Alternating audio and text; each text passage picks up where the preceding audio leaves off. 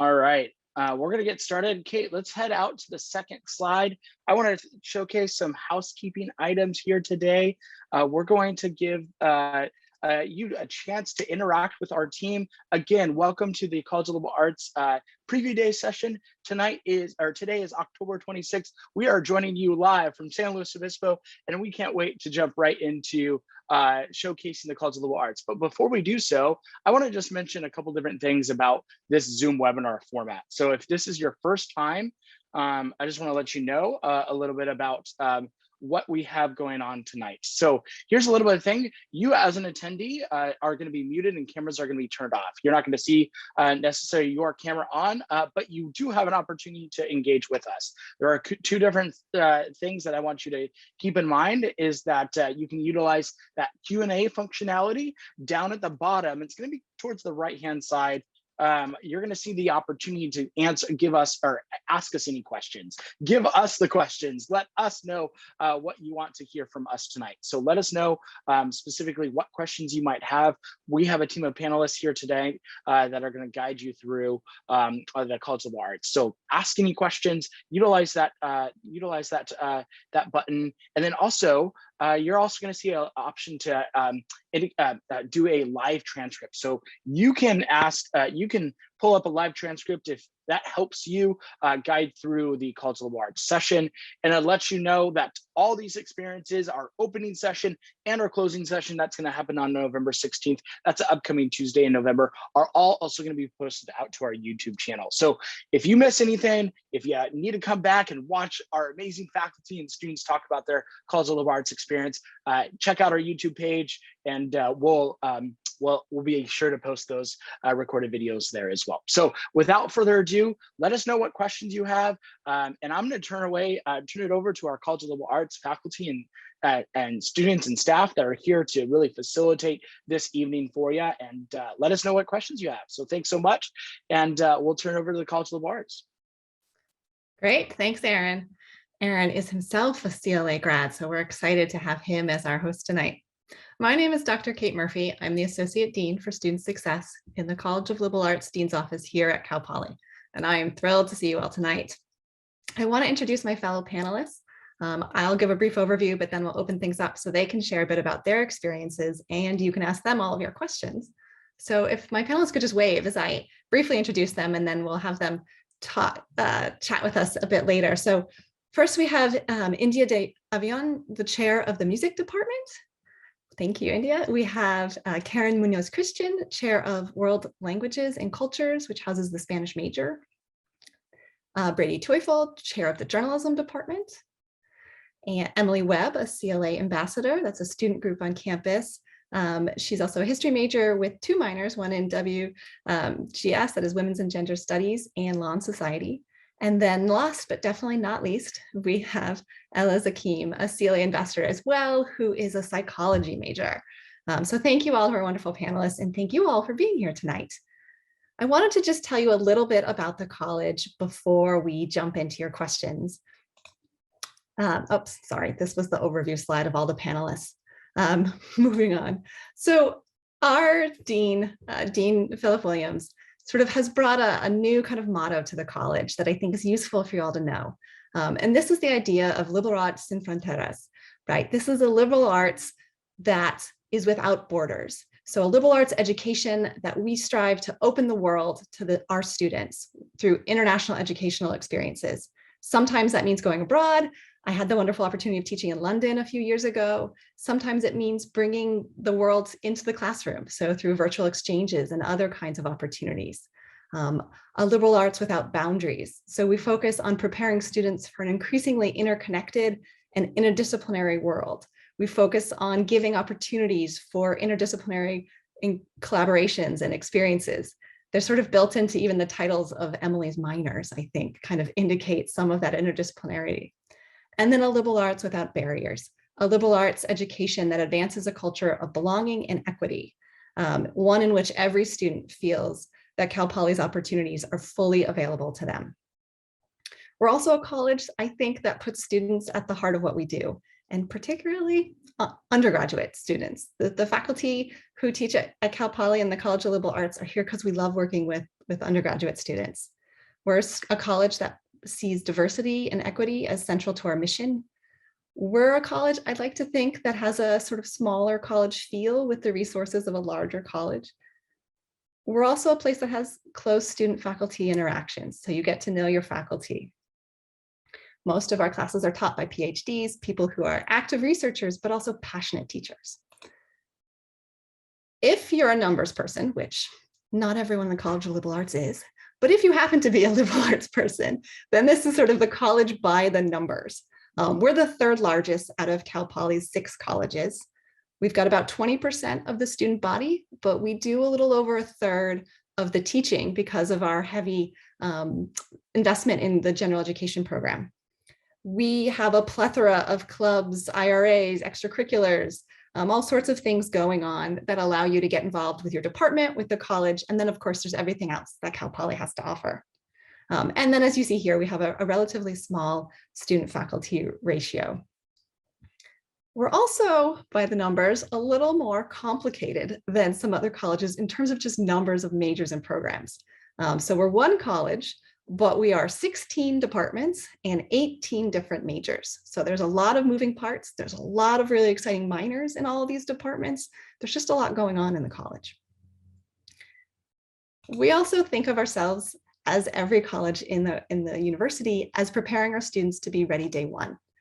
And so you can sort of take a look here at some of our recent graduates and some of the things that they're doing among sort of recent alums. Many of our alums also go on to attend graduate school of various types. It's a pretty common thing in many of our disciplines to go on to grad school within 3 to 5 years after graduating. When thinking about liberal arts degrees and careers, I always like to say the blessing and the curse of most liberal arts majors are that there are many paths open to them. It's exciting to have all of those opportunities, and you can look at almost any industry and see a liberal arts graduate employed in that industry. But the curse, or at least the extra effort that it requires, is sort of the student discerning and engaging with some of the resources we have to figure out which path makes sense for them and taking advantage of the resources we have. Ideally, taking advantage, say, year 1 or 2, maybe not the very last quarter. But we have a series of supports and resources in place, from career services to internships at the department level, faculty and departments that bring in talks, bring in alums. As I've mentioned, a lot of different minors. I like to encourage CLA majors to think about strategic minoring, thinking about your major and how to balance that major and the things you're learning and the skills you're developing with a minor. And this right here kind of gives you that idea of the blessing and the curse, right? There's a huge range of career fields represented here and represented at our career fair that our majors go on to pursue careers in a wide range of fields. Now, of course, one of the central things to the Cal Poly experience is our motto and the way it's lived in every day and across the curriculum. And that's the motto of Learn by Doing. So I wanted to ask the panel, rather than me talking more, I wanted to ask the panel to share a little bit about their experiences with Learn by Doing. Sort of what does it mean in their world? Either an example from their own experiences for the students or an example from their departments of the sorts of things this might mean. And if Ella and Emily can forgive me, since we put students first, I thought I might make you all go first. Would one of you mind jumping in first? I can go. Yeah, like she said, I'm in the psych department, and across all of Cal Poly, almost every one of my classes is some kind of learn by doing component, but specifically in the psych department, one of the things I really appreciated is that most classes are not centered around a test or a midterm. They may have them, but that's not the focus. The focus is how to apply whatever, terminology or topic you're discussing, and then have conversations about literature that surrounds that, or how that would be implemented in a job, or any of those kinds of, things. A class I really liked was applied social sciences, because that class like was essentially all, or not applied social sciences, my apologies, applied social psychology, was all just projects on how to apply the things we've learned in, you know, previous classes into the real world. And we actually like got to do them, which was really cool. Great, thanks, Ella. Emily, do you want to jump in? Yeah, I mean, my like biggest example that I have, again, I'm a history major, was like the very first quarter here at Cal Poly as a freshman. I took your intro to history class and I wrote a research paper, and like I never had to do that before. And now I'm in my upper division classes and I'm writing research papers. So it's like, and you know, history majors tend to go on and write research papers a lot. So it's very much a, you know, you're in it, you're doing it, and here's how. So that was it was very interesting, very fun to learn. Thanks, Emily. Yeah, we throw you in the deep end, get you doing it right away. India, do you mind telling us a little bit about what it means in music? It's sort of a no-brainer in the performing arts. We're constantly learning by doing. However, we have, since we're on the wonderful quarter system, we manage to have 3 concerts every year that are our official graduation concerts. And we have jazz bands and vocal ensembles and huge Mustang band, 250 people. So not only do we have our official university concerts, but we have a small combo that a student organizes that goes out to nursing homes and plays swing music. And we have the Cal Poly Swing Dance Company go out with them, and they get folks up and dancing. Because we are so visible and the arts are so much learned by doing, we're asked to play at a lot of official events for the university, green and gold. So we have a ton of opportunities in all of the performing arts areas. Great, thank you. Karen, what do you have going on down in WLC? Well, and as Kate said, my department houses the Spanish major, but we are world languages and cultures.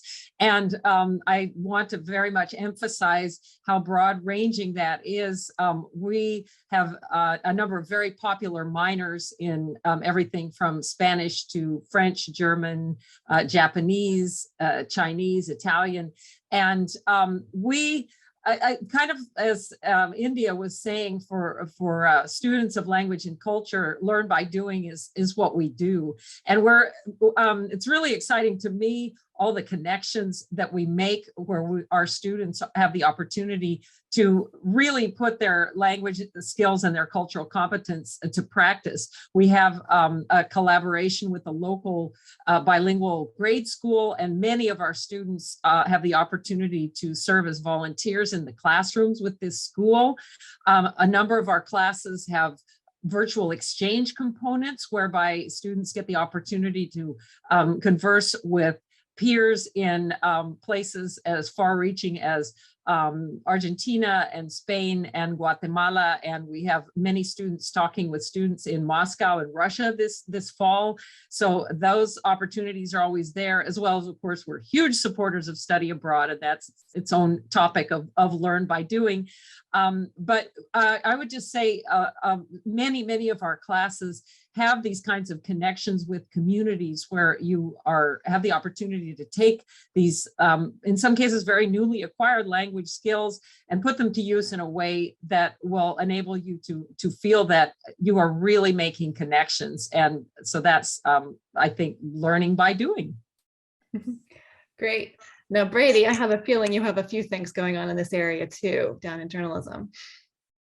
Yes, hey everybody. So I actually got the visual aid here too. That's fond memories of a conference we went to a couple years back in San Francisco, where students won a bunch of awards for the learn by doing work they're doing in journalism, or we're doing in journalism. So what does learning by doing look like in our department? That's utilizing all kinds of storytelling techniques and news gathering techniques to tell stories in innovative ways involving the community, the Cal Poly community, the San Luis Obispo community. And, we're kind of public relations and journalism under one roof. So we have a full active public relations firm that works with nonprofit clients in town. And we have a thriving student media scene that includes a social media component, a broadcast component, a upstart radio component, KCPR, that is just burgeoning at the moment. There's 25 reporters this year that are just working for the radio station.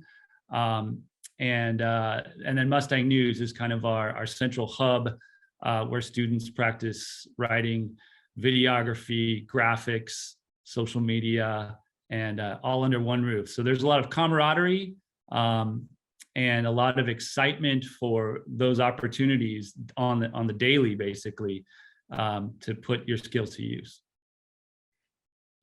Wonderful, thanks. Now I have a couple other questions for the panelists, but I first wanted to just mention a couple of things that the college has going on to support some of these efforts. One is a new program called the SURP, the Summer Undergraduate Research Program, although it's not just research, it's also creative activities.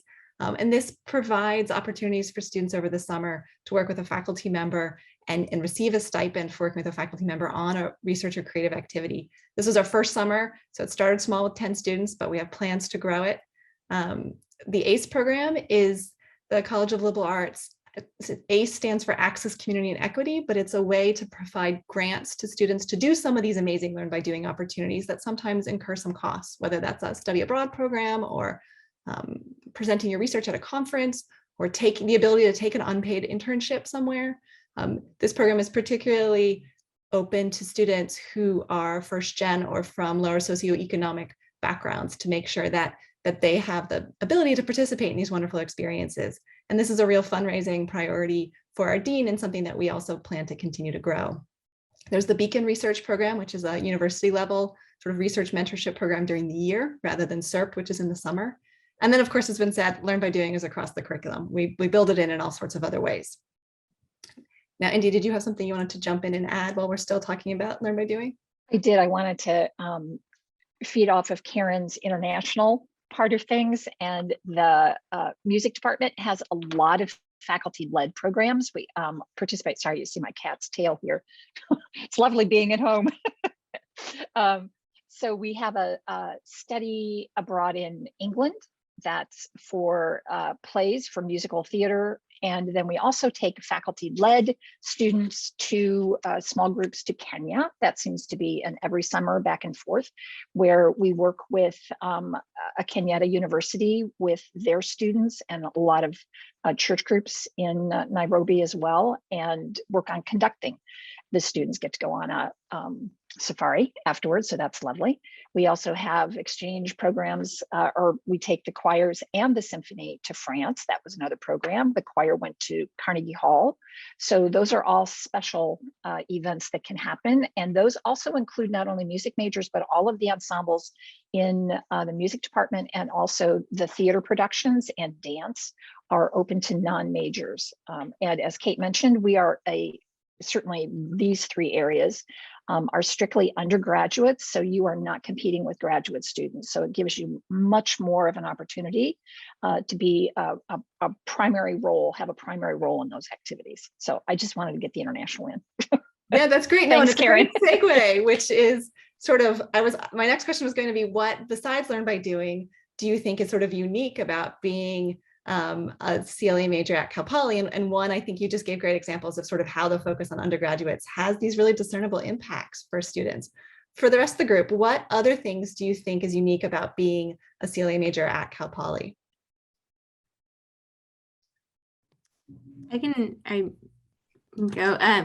So I'm psych, but I'm also pre-med. And one of the reasons I chose to be psychology over taking a typical, pre-med, major like bio or chem or any of these things, and not knocking any of those majors, was the fact that I wanted to study something that was a little bit more broad and something that was able to be, kind of a part of any career I chose, should I have, chosen to not go to medical school. And I think that's something that's really special about a lot of the different CLA majors. I don't know about all of them, but I know a lot of them, is that they are, as you kind of mentioned, so broad in what you can do with them. Whereas, some of the more specific polytechnic majors that we have at our school, you can be a psychology major and go on to do pretty much everything. I have friends who are doing, therapy, clinical kind of things, all the way to, journalism, even though they're psych majors, to, whatever they want to study. And I think that's something really special about CLAs. It doesn't make you kind of pigeonhole yourself into just one kind of topic. That's Yeah, great. and I can kind of go off of that is that like I don't want to speak for the entire CLA, but like I feel like most majors probably have a lot of room within their, we call it the degree planner, to just we have a lot of free electives, and like with my free electives, I was able to add 2 minors and still be able to graduate on time, which has just allowed me to like really broaden my scope of what I'm learning and like just kind of like broaden my horizons a little bit. And like I came into Cal Poly being like, I'm going to be a history major and then I'm going to go to law school, and that's how it's going to be. And now I'm like, now I have other options to consider, you know, with my minors and everything. So I think that's something that's very unique to the CLA versus the, like Ella said, the polytechnic majors, or, you know, even some of the like agriculture majors as well. Yeah, and another way to think about the question too is also how might being a history major, for example, at Cal Poly compare to being a history major at Berkeley, or, you know, at some of the other big schools where, so for, I used to be chair of the history department, which is why Emily took my class her first year, but like in history, the intro class to the US history class at Berkeley is 500 students. The intro class at Cal Poly for US history is 48 students. And we call that one of our big classes.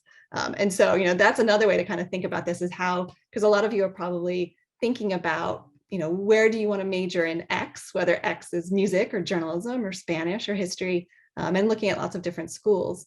So are there ways that the panelists think of how the approach at Cal Poly maybe differs a bit from the way colleagues at other institutions or curricular at other institutions are structured? Yeah, Brady?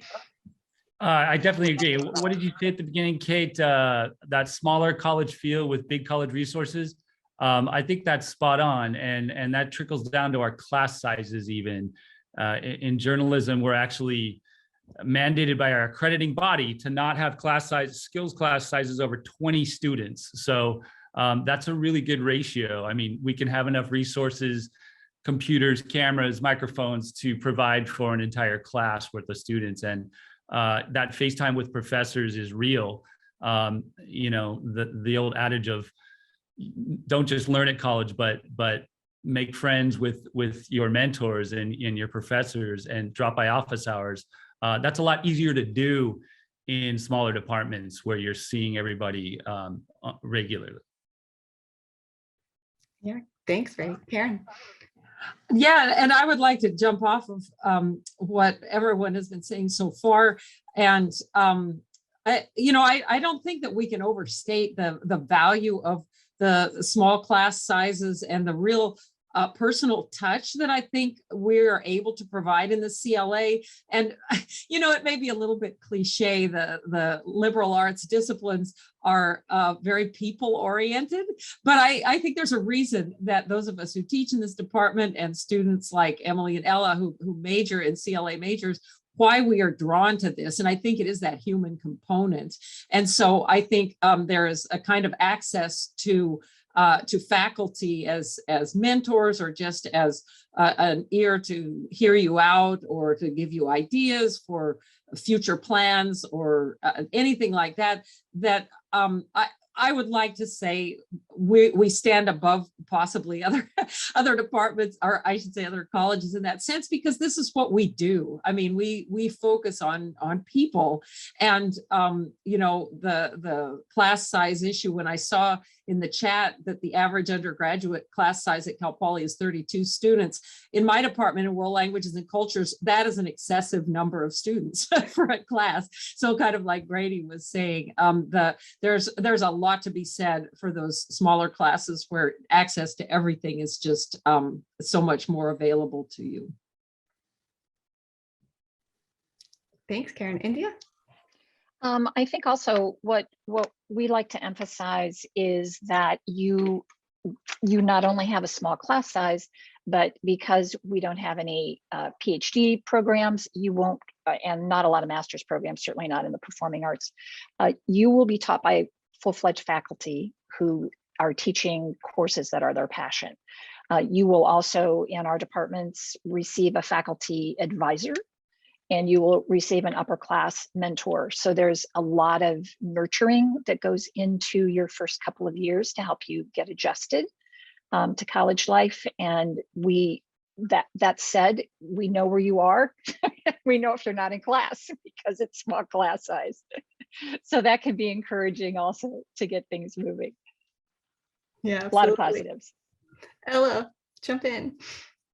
Yeah, I was just gonna say, like, on top, I think it was Karen who was mentioning that human part of it. Like, as someone who's taken classes in a lot of different things and is even taking classes at other colleges, it is so nice to know that every one of my professors has not only been someone who, like, I know wants to see my best interest in whatever, subject we're talking about, but genuinely cares about me as a person. I have had multiple conversations and like hour-long conversations with professors on topics that have nothing to do with what we were discussing, but just like advice for my life. And everyone is, every professor has come at it with a smile on their face and has been, more than willing to help and just wants to, like, build that relationship. And it feels like kind of the interest goes both ways. It's not me just, kissing up to a professor to hope that they're going to, just be interested in me.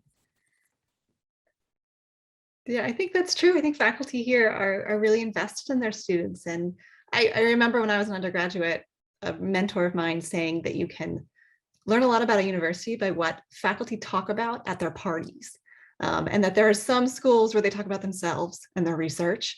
There are some schools where they talk about their graduate school students. And there are some schools where they talk about their undergraduates. And not that we've had a lot of in-person parties lately, but back in the day when we did see each other in person, that we certainly fell into that latter category of sort of faculty who are passionate about their students and talking about, did you see what Ella's up to? Have you heard what Emily's been doing? In the good way. And I think that's sort of indicative of the culture here at Cal Poly and in the CLA in particular.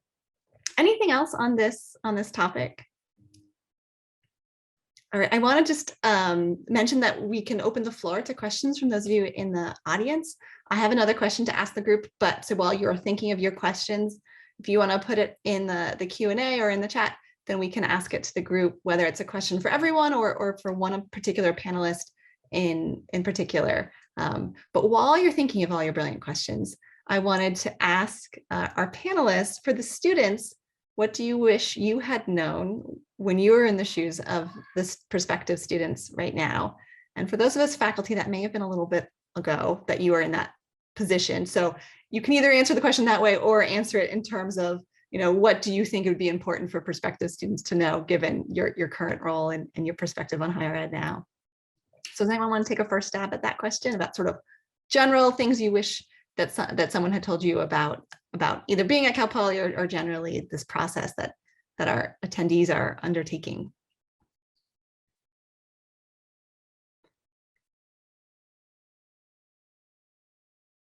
Maybe this isn't a great answer for prospective student, but like once you are a first year in college and you're there, if you're at Cal Poly or if you do choose a different school, join clubs your first year. Making friends at college is a little harder than it was in high school because extracurriculars are pretty much voluntary. So, making or joining clubs may seem like not like that cool. Like I didn't do any clubs my first year and I had a hard time making friends. And like I did a bunch this year and now I have a whole bunch of friends. So like, just from that perspective of like, you want to know people and like, make connections and everything. So like definitely do the club day or club rush or, whatever it is. It's a good thing to do. That's great advice. Thanks, Emily. I can kind of jump off of that and twofold. Like one, like Emily's absolutely right. And CLA does have a lot of opportunities for clubs, which is really awesome. Anything you can think of from any of the disciplines and ones that aren't even involved in the disciplines kind of get brought back to CLA because like I said, it's so broad. But the other thing I was going to say, like specifically about CLA at Cal Poly, I was really nervous when I was applying that CLA would be kind of like the forgotten college because it's not as science-based and we're at a polytechnic school. And I couldn't have been really more wrong about that when I got to campus. So just like, don't let the name deceive you. We may be liberal arts, but we are taken, just as seriously. Your courses are just as, in depth, and, the time and care has been put just as much into this college as every other, college on campus. Yeah, absolutely. To be a comprehensive polytechnic, you have to have a fully developed program in the liberal arts and in the arts and in the sciences. But moreover, it's an inherent part of the Cal Poly experience. I also wanted to mention, we talked a bit about clubs, and Ella and Emily both touched on that. And we had that slide earlier where it said how many clubs are affiliated with the College of Liberal Arts. And I wanted to just reinforce what Ella said, which is that, yeah, so we've got whatever it is, 35 that are associated with the college, but there are tons, probably hundreds, maybe not hundreds, but certainly scores of clubs that cross the curriculum. And so there are CLA students who do engineering without borders. There are engineers who, are in the Spanish club. These things sort of cross-pollinate in all sorts of exciting ways. And so one of the things that I think I would answer my own question in terms of what's different about being a CLA major at Cal Poly is the way that you end up working with your Polytechnic peers, right? You're going to have friends who are engineers, who are architects, who are in business, and you have that experience through clubs and activities and hanging out in the dorms of knowing and working with people from these different disciplinary perspectives, and you bring that experience with you into the working world. And so, one of the things people are always surprised about the College of Liberal Arts is how many of our graduates go on to work for Facebook and Amazon and other Silicon Valley companies. In part, our students are working with folks from a variety of disciplines from the very beginning because of the nature of our curriculum and kind of just the culture here. So yeah, all great points. Anything else on this before? It looks like we have a couple of questions in the Q&A to look at. Oh, and it is over 400 different clubs. It really is hundreds. It is amazing how many options there are. So while we're still on the subject of clubs, we got a question about the most popular clubs at Cal Poly. Do you have any sense for either popular clubs or ones that, just a couple that stand out to you that maybe people wouldn't be aware of?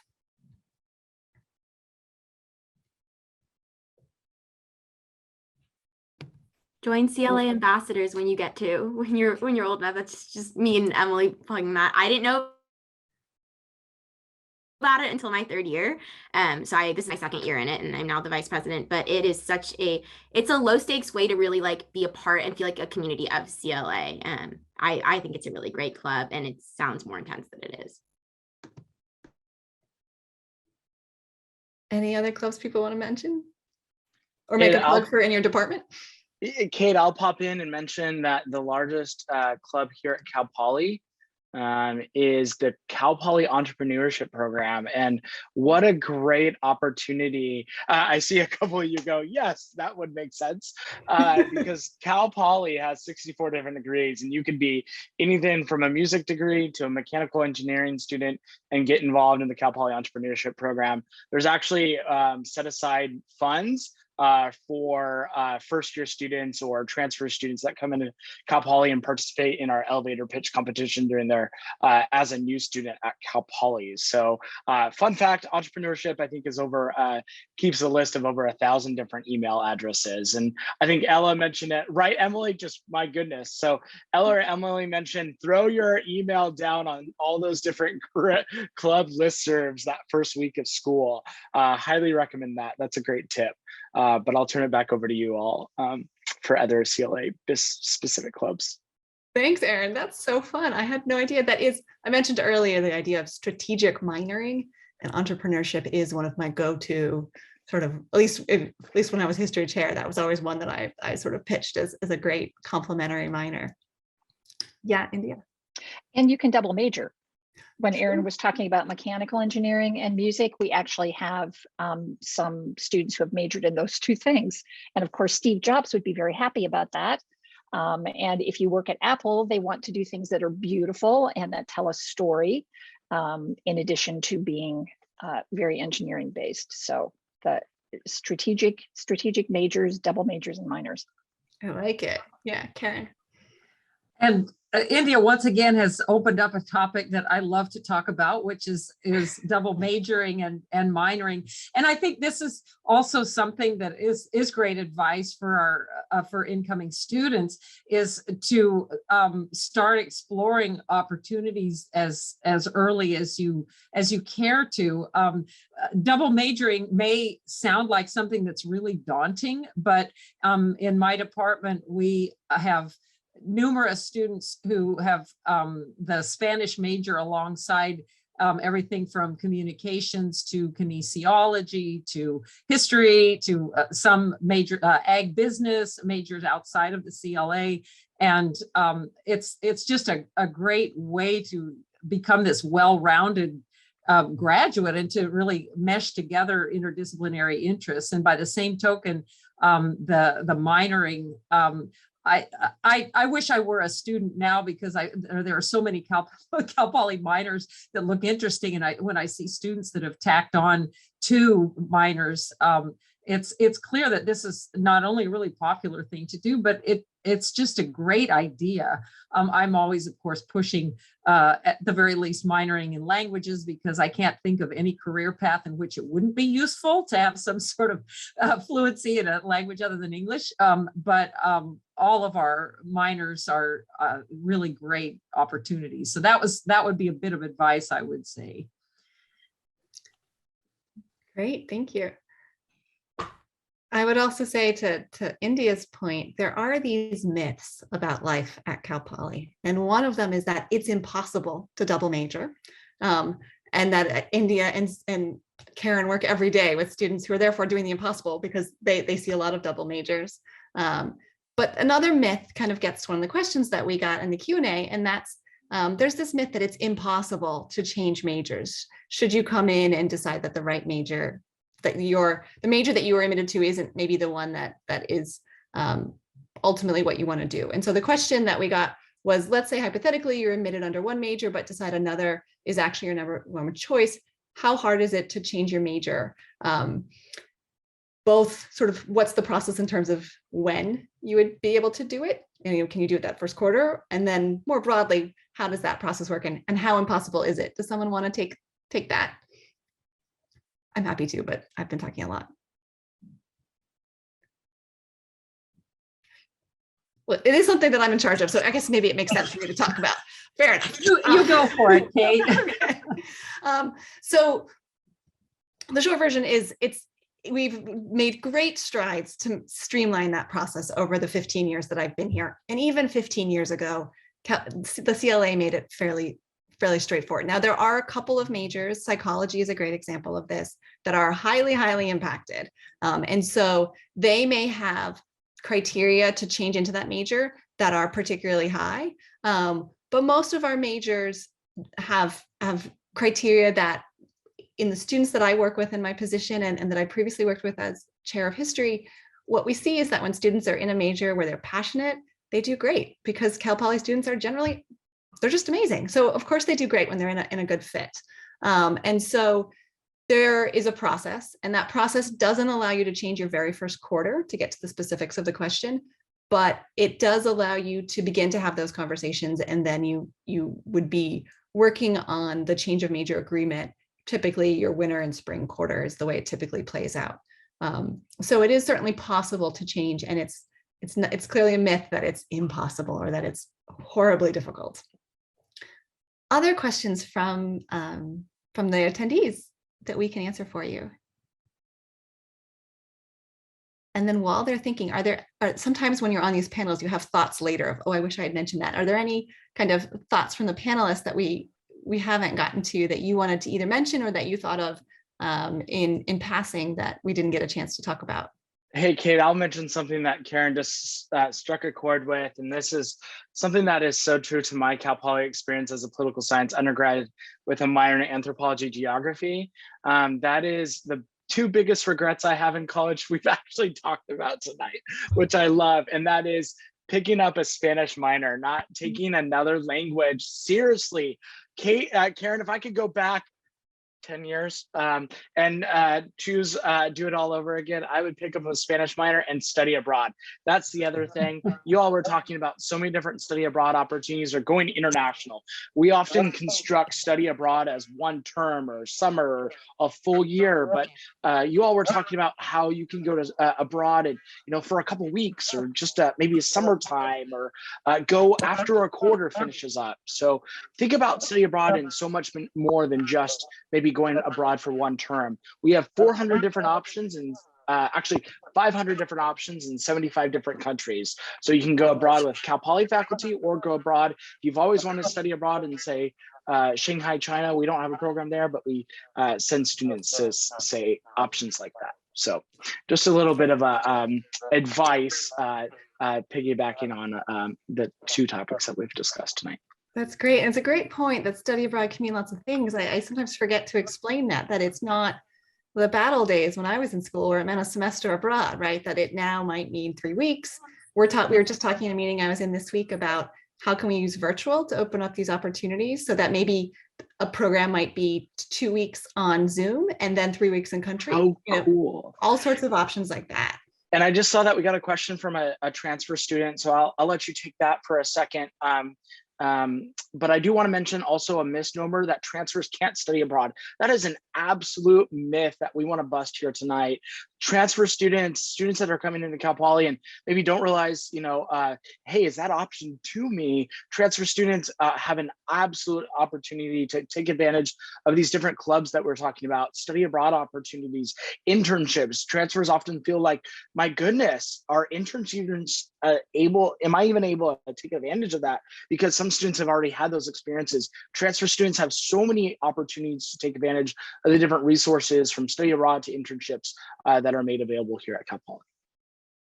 Great, thank you. And I'm so excited that we now have a transfer center to really kind of focus some of our efforts and help get out the word and bust some of these myths about things affecting transfer students. So if you are a prospective transfer student, check out the transfer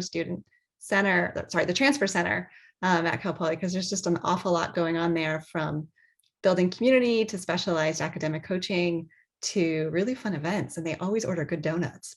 So the question is sort of, as a transfer student, this person has taken all their required major courses, but will they be behind from a learn by doing perspective?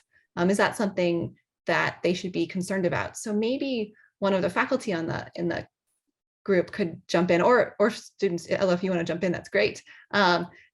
In terms of the students that you work with and that in terms of learn by doing, and how the transfer students kind of jump into the swing of things when they get here.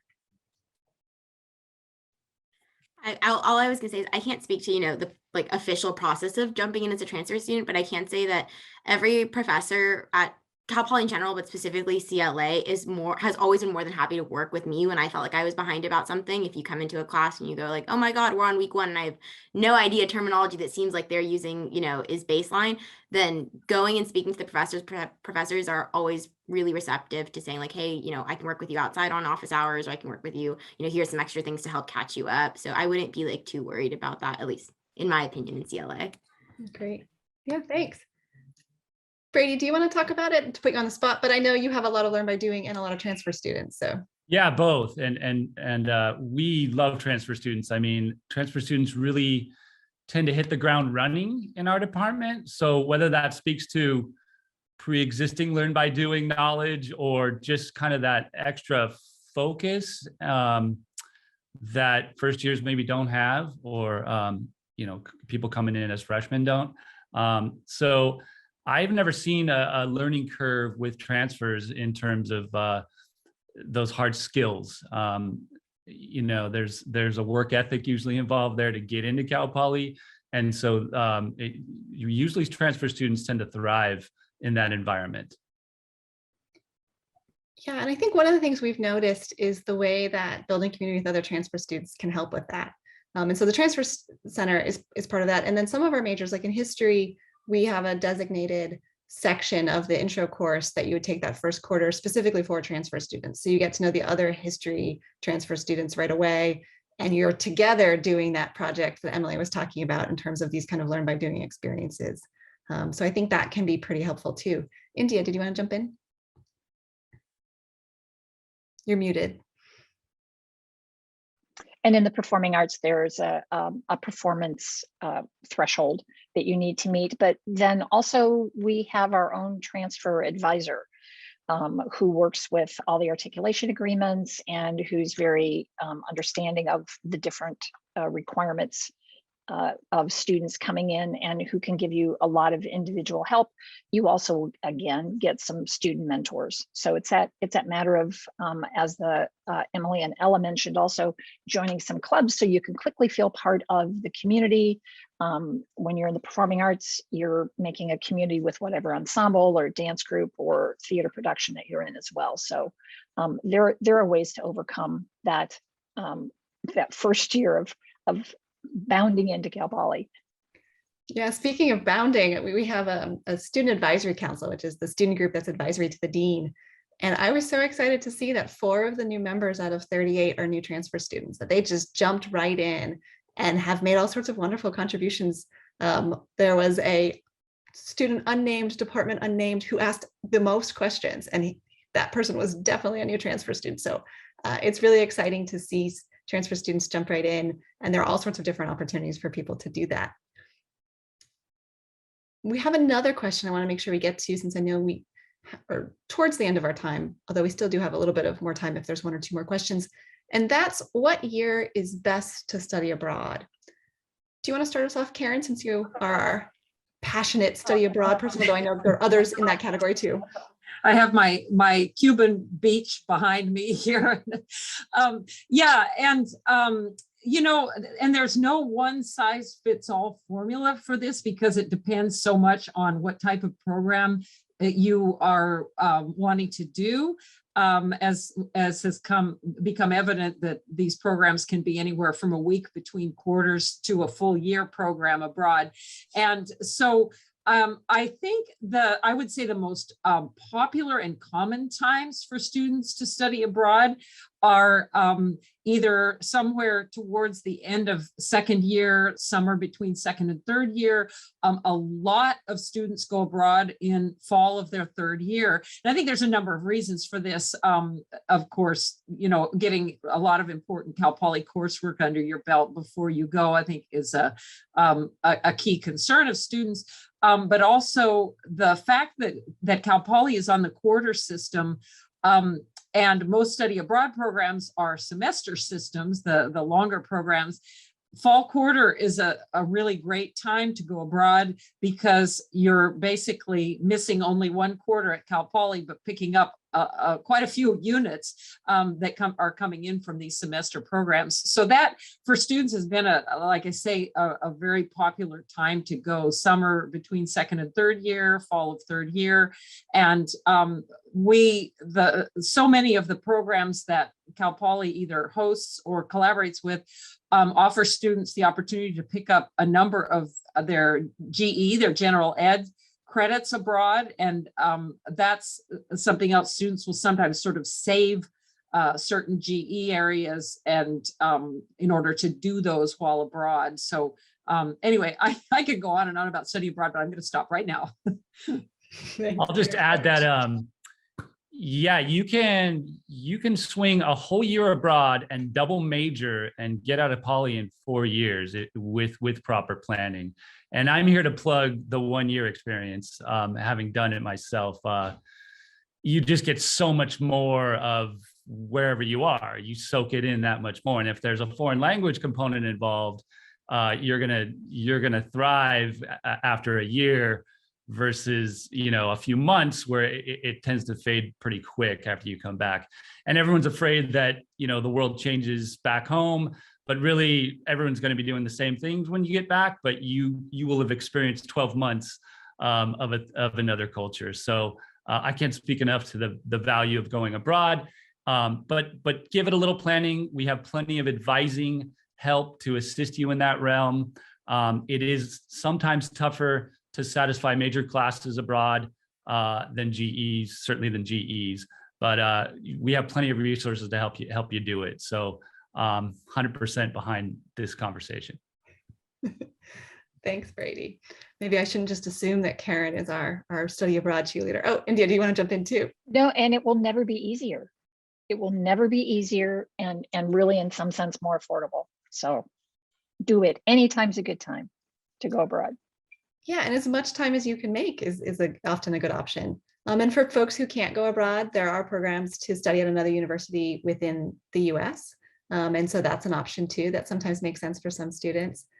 So yeah, there's all sorts of options. And what might be common for someone who starts as a first year in terms of timing will probably look different for a transfer student. They may go, say, the summer between third and fourth year, or they may even spend a fall quarter of their senior year abroad. So there's sort of a program and a timing that can work for any degree program with suitable planning. And that planning can't just be you on the internet, but needs to be you talking to an advisor of some sort. Ideally, in this case, in the International Center, but wander into CLA advising and we'll make sure that you get in the right place. All right, well, I know we're getting short on time. Are there any other last thoughts from the panelists before Erin and I wrap things up tonight?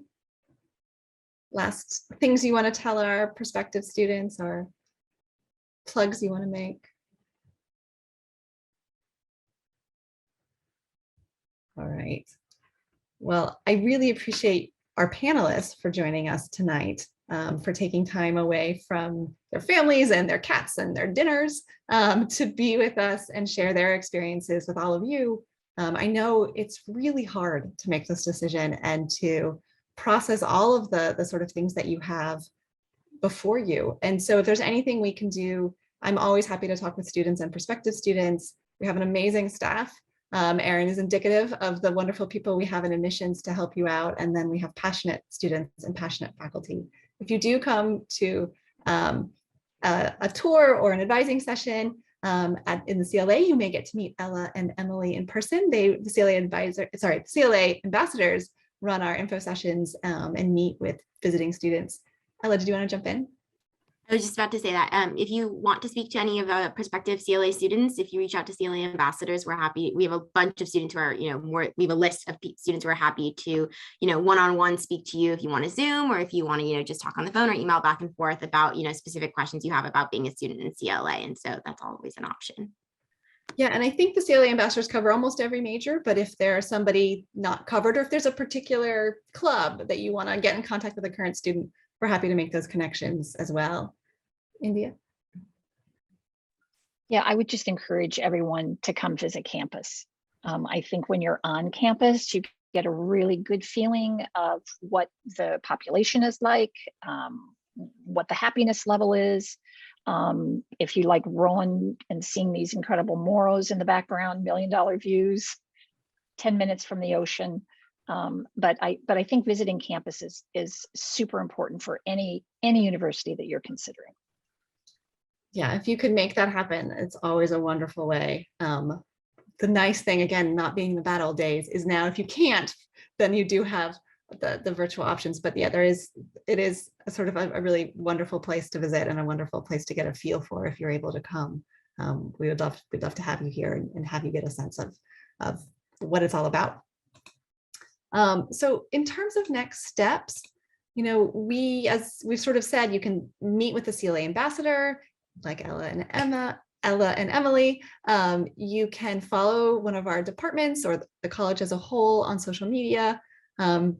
There's this QR code for more info. So there's all sorts of things you can do as next steps. Erin, do you want to jump in and talk a bit about the next steps from your perspective? I would love to do that. Ella or Emily, do you want to throw in the CLA ambassador email in our chat so someone can grab that before they exit and reach out to you all? So I want to talk. I want to wrap us up with a couple different things as we hit the height of the hour. Thank you so much to our College of Liberal Arts faculty, staff, and students here. There are a couple things that we want to make sure that you leave here tonight with. Today is October 26th. You might be a current student seeking to apply this fall, and the application is currently open at calstate.edu/apply. The application will close on November 30th. We also get a Thanksgiving here at Cal Poly, so make sure you start those applications before Thanksgiving break. The application is open at calstate.edu/apply. We have more webinars, perhaps that you're interested in other majors or other colleges. Check out next Tuesday to see a feature of more colleges, and then join us as we talk more about student resources, advising, networking and academic support and success here at Cal Poly on November 16th. So without further ado, let's wrap it up here. You are our tried and true attendees. We want to go to the last slide here today and showcase, actually second to last slide, forgive me.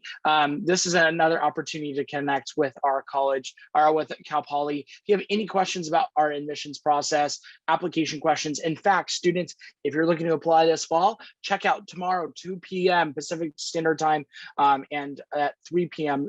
Pacific Time, we have an application virtual workshop here at this very platform that you joined us here tonight at. Also, let's head over to our last slide to showcase. Check out that QR code. You can enter yourself into a raffle. Let us know if you have any follow-up questions, and you might be able to win a pretty snazzy Cal Poly swag bag. So without further ado, we're going to close it out here tonight. We want to thank you so much for joining us here today, and thank you so much again to our panelists. We encourage you to, like we said tonight, come visit Cal Poly. We are open for tours Monday through Friday. College of Liberal Arts ambassadors do a phenomenal presentation as well to showcase all things liberal arts. And you have a wonderful night. Thank you so much for joining us. Have a great night. Bye-bye. Hey there, my name's Rafael. I'm a fourth-year journalism transfer student with a minor in Spanish, and my pronouns are he, him, his. Thank you for watching the video. Please share any questions or comments you have down below in the comment section. Click here to subscribe, and to watch more videos, click here. If you want to sign up for a campus visit, we're offering in-person and virtual options, so check out our website. Link in the description. Thank you for watching.